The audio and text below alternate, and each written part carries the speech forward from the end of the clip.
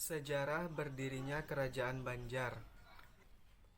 Sesuai tutur candi atau hikayat Banjar Persi II, di Kalimantan telah berdiri suatu pemerintahan dari dinasti kerajaan atau keraton yang terus-menerus berlanjut hingga daerah ini digabungkan ke dalam Hindia Belanda pada 11 Juni 1860, yaitu yang pertama keraton awal disebut Kerajaan Kuripan, yang kedua keraton satu disebut Kerajaan Negara Dipa, yang ketiga keraton dua disebut Kerajaan Negara Daha, yang keempat keraton tiga disebut Kesultanan Banjar, yang kelima keraton empat disebut Kerajaan Mertapura atau Kayu Tangi, yang keenam keraton lima disebut Pagustian.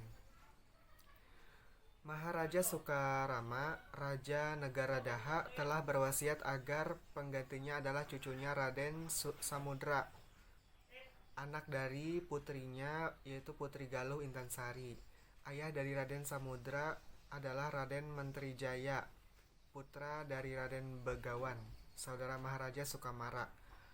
Wasiat tersebut menyebabkan Raden Samudra terancam keselamatannya karena putra-putra Maharaja Sukamara juga berambisi sebagai raja, yaitu Pangeran Begalung, Pangeran Mangkubumi, dan Pangeran Tumenggung. Dibantu oleh Arya Taranggana, Pangeran Samudra melarikan diri dengan sampan ke hilir Sungai Barito. Sepeninggal Sukarama, Pangeran Mangkubumi menjadi Raja Negara Daha.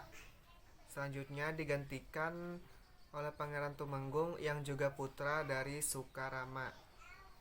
Pangeran Samudra yang menyamar menjadi nelayan di daerah Balandayan dan Kuin ditampung oleh Patih Masih di rumahnya. Oleh Patih Masih bersama Patih Muhur, Patih Balitung diangkat menjadi raja yang berkedudukan di Bandarmasih. Pangeran Tumenggung melakukan penyerangan ke Bandarmasih. Pangeran Samudra dibantu Kerajaan Demak dengan kekuatan 40.000 prajurit dengan armada sebanyak 1.000 perahu yang masing-masing memuat 400 prajurit mampu menahan serangan tersebut. Akhirnya Pangeran Tumenggung bersedia menyerahkan kekuasaan Kerajaan Negara Daha kepada Pangeran Samudra. Kerajaan Negara Daha kemudian dilebur menjadi Kesultanan Banjar yang beristana di Bandarmasih, sedangkan Pangeran Tumenggung diberi wilayah di Batang Alai. Pangeran Samudra menjadi raja pertama Kerajaan Banjar dengan gelar Sultan Suryansyah. Ia pun menjadi raja pertama yang masuk Islam dibimbing oleh Khatib Dayan.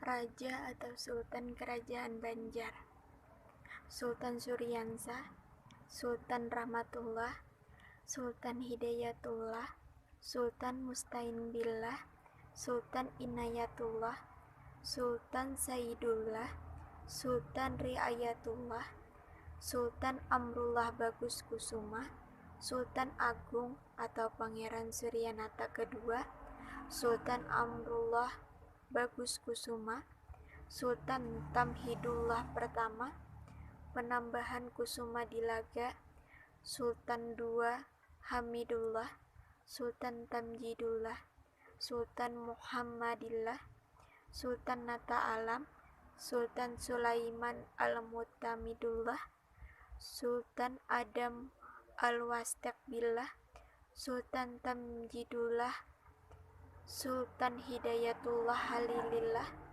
Pangeran Antasari, Sultan Muhammad Seman, dan Sultan Haji Khairul Saleh Al-Mutashim Billah. Pengislamisasian Kerajaan Banjar. Hingga pada akhir ke-19, Islamisasi Banjar berhasil merubah komunitas Banjarmasin dari Abang Barito hingga Hulu Barito.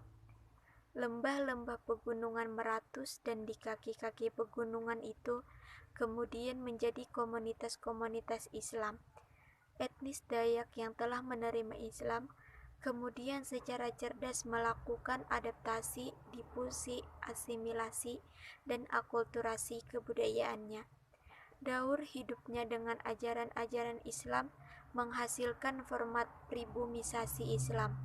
Mereka ikut membangun Kesultanan Banjarmasin dan sebagian berhasil masuk dalam jaringan tutus Raja-Raja Banjar sebagai pemilik otoritas tertinggi karena hubungan perkawinan atau status mereka yang memang sebagai lelawangan, sekaligus pemangku adat Dayak. 1. Kehidupan politik. Struktur politik di kerajaan di Nusantara yang berbentuk kesultanan pada abad 109 pada umumnya di bawah kendali raja. Raja atau sultan adalah aktor politik, pemilik otoritas tertinggi atau mutlak. Demikian juga struktur politik di kerajaan Banjar pada abad 109 tidak jauh berbeda dengan kesultanan Islam lainnya di kawasan Nusantara. Hal yang sedikit membedakan antara kerajaan Banjar dengan kerajaan lainnya di Nusantara adalah adanya lembaga musyawarah yang disebut dengan Dewan Mahkota, yang anggotanya terdiri dari kerabat atau kelompok kerabat istana.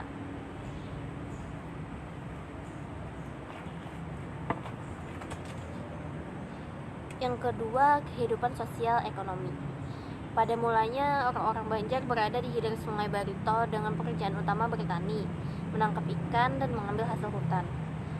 Kemudian, setelah masuknya para pendatang dan terjadi percampuran dengan orang Melayu, Jawa, Madura, Arab, dan India, maka mulailah terjadi pengalihan usaha dari pertanian ke perdagangan, perikanan, dan pertukangan. Usaha ini berkembang di sepanjang Sungai Barito dan anak sungainya. Dalam bidang perdagangan, orang Banjar mempunyai hubungan yang tetap dengan pedagang-pedagang dari luar Kalimantan, seperti Jawa, Sumatera, Sulawesi, Maluku, dan Timur. Di bagian sisi pantai, banyak orang Bugis Makassar bermukim. Mereka tetap mempertahankan usaha di laut.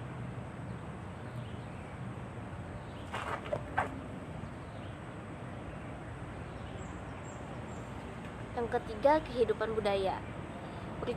Berkaitan dengan kehidupan budaya, telah berkembang beberapa corak seni dan sastra. Saat itu, Banjar telah memiliki gamelan yang dipukul dengan lemah lembut. Seni sastra berkembang dengan menggunakan huruf Arab Melayu atau Jawi, dan kemungkinan juga telah berkembang suatu seni hasil perpaduan antara tonil Melayu dan cerita 1001 malam. Seni ukir berkembang karena adanya kebiasaan para bangsawan dan orang kaya untuk membuat rumah secara mewah, yang dipenuhi dengan ukiran indah. Corak seni ini juga telah berkembang amat kuat dipengaruhi dengan kebudayaan Islam, yaitu Madihin dan Balamut. Jadi ini semua menunjukkan bahwa di kerajaan Banjar telah berkembang suatu seni budaya dengan coraknya yang khas. Masa kejayaan kerajaan Banjar, Sultan Hamidullah dan Sultan Alam profil pemimpin yang dapat menstabilkan pemerintahan, sehingga kerajaan Banjar pada waktu kedua pemerintahan ini mengalami kemajuan yang pesat di bidang pendidikan, ekonomi, politik, dan pihak-pihak asing tidak dapat merongrong kerajaan ini. Sejarah mencatat abad ke-17 sampai 18 merupakan zaman keemasan kerajaan Banjar, karena pada masa itu terjadi puncak perkembangan Islam di Kalimantan Selatan ditandai dengan lahirnya ulama-ulama orang Banjar bertaraf internasional seperti Syekh Muhammad Arsyad Al-Banjari yang sering kita sebut Datuk Lampayan.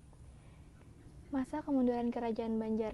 Awal mulanya kerajaan Banjar memiliki hubungan yang cukup baik dengan pemerintah kolonial Hindia Belanda karena ikut campurnya pemerintahan kolonial dalam urusan kerajaan mengakibatkan memanasnya hubungan di antara kedua belah pihak yang pada akhirnya menyebabkan pertempuran untuk mempertahankan kekuasaan di wilayah Kalimantan Selatan.